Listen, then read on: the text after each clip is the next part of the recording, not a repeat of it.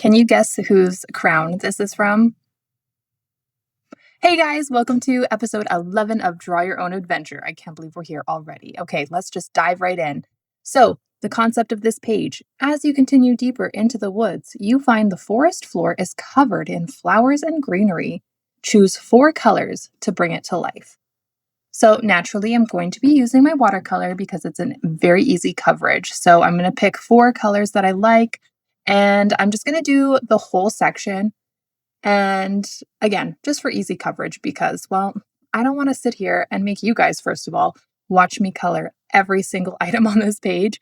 And then I'm going to take some pencil crayons and just do a little bit of dabbling on certain items and just choosing like 3 colors for each that are like lighter and darker. And then just kind of do it that way instead of, again, having the whole page being covered and you watching it painfully. So here's the final piece, and I really, really like it. Okay, moving on to the next page. You come across a large stone with what appears to be a sword stuck inside it. Draw the sword covered in jewels fit for a king. Add some more gemstones and jewels stuck inside the stone too. Use a white pen to create extra shine. So for this one, I am going to do a very dulled background with the watercolors. And just reading this again as I'm doing the voiceover, I realized I didn't put any gemstones or anything like that into the rock. Whoopsies! So if you recognize this sword, it is actually from Sword in the Stone. Of course I had to do that. Why wouldn't I? But then I decided to do something really extra fun and add some gold leaf to it. And not just gold leaf, guys, I added silver leaf as well to really make this shine. And then, of course, the gemstones, I had to add a little something, but here's what it turned out. And I really, really like it. Tell me that is not enough shine. I mean, come on. And then I added, of course, a little bit of highlight, but woo, look at that. Oh man, so good. So the next page: with your almighty strength, you pull the sword out of the stone from a ginormous toad. Take this sword and throw it into the waters of the tithe barn beyond these vines. What the frick is a tithe? And how do you say that? Tithe. Tithe. I'm like, how do you get tithe from this? So then I was looking at the definition. I'm like, this is not adding up. So I'm very confused as to what's happening here. And then I said, okay, let's search up tithe barn. And then it made a little bit more sense. So I'm like, okay, this is a thing. So let's move on. And it is tithe. Okay. For all y'alls, it's tithe. And now I'm going to be using these markers as my liners for this cute frog. I'm going to do a gradient scale. And yeah, I really wanted to try something different for each of the pages. So this one is going to be all ink and grayscale.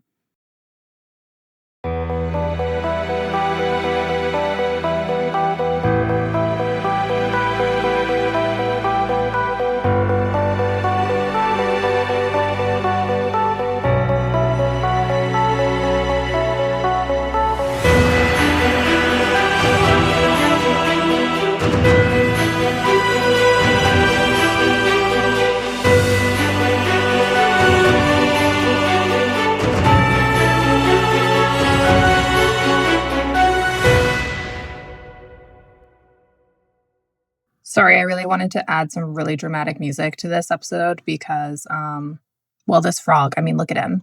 He's super sassy and grumpy, so he needs very cinematic music. Okay, so then after that, I decided to do, because it's a cave, the rock apparently, I did just basic shading and then did a little bit darker to make it have some depth as if you can go into it way deeper. And then, of course, he needs a crown. Well, I didn't want to do a basic crown, no, because that would be silly. And yeah, so I decided to do a fun crown that a character wears. Let me know if you know who this is in the comments below. I would love to see who is a potential 90s kid or like a millennial, I guess. I was deciding if I should do this in color or not and actually make it gold, but honestly, I'm like, bleh, that's boring. And he's sassy and he's not going to get a fancy crown like he wants. So he's going to get a boring grayscale one as well. But I decided to do at least the red dot in there. So he got a little something, something. Anyways, look at how cute he is. Of course, I have to have the highlights to make him look like he's, a wet frog. So there is that. And yeah, I just had a lot of fun doing this. I don't do this very often in a grayscale manner. So, I mean, aside from portraits and things like that I did in the past, but not characters and not doing it in this style. So I just had a lot of fun with it, and it really made me test my skills again. So anyways, moving on to the next page, and you may notice that I actually skipped a page. I didn't actually skip the page technically, but I lost the footage for it. So that is going back to the Tive barn.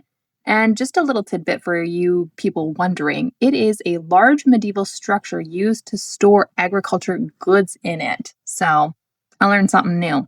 Anyways, the page ended up turning out really, really boring, so it wasn't anything super fancy. You'll see it at the end. If you really, really care, you can forward it to that to see. But anyways, it really wasn't anything special. So if it was going to be a page missed, then that is the one.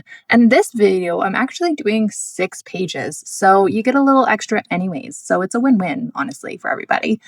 So moving on to this one, it's basically the lake bubbles over and you have to create something in metallic colors that is magical bubbles. And if you wanted to find glitter for the next 3 weeks, Chloe says, add some glitter. And boy, was she right. I added those glass marbles and it turned out horrible. And I had to remove it because they were not sticking. It did not look good. Anyways, I'm not really talking about this page because honestly, it's better than the Tive barn, so that's saying something, but it really does not look that great. So I just kind of finished it up the best I could, and yeah, you win some, you lose some. What can I say? Let's just move along here, shall we? Oh yeah, and I also forgot to mention with the ducks, I ended up splattering a bunch of copper ink, and yeah, it got on my ducks. So really sad about that. Okay, story time. Ducks begin emerging from the magical water, their feet invisible as if they haven't yet materialized. One begins to quack at you, and somehow you understand his request. Give us rain boots, he says. So obviously, we're on some sweet magical drugs over there from the previous page, and we can understand some ducks now, so that's cool. Okay, so obviously the first duck I had to do a mallard duck because, well, why not? And then, of course, we have the leader duck. She's the cute, sassy one up at the top here. And she's just one of those plain white ducks, but because she's so plain, she has to be super sassy. And then we're going to go to this other brown duck. I'm not quite sure what their names are aside from a mallard, to be honest with you.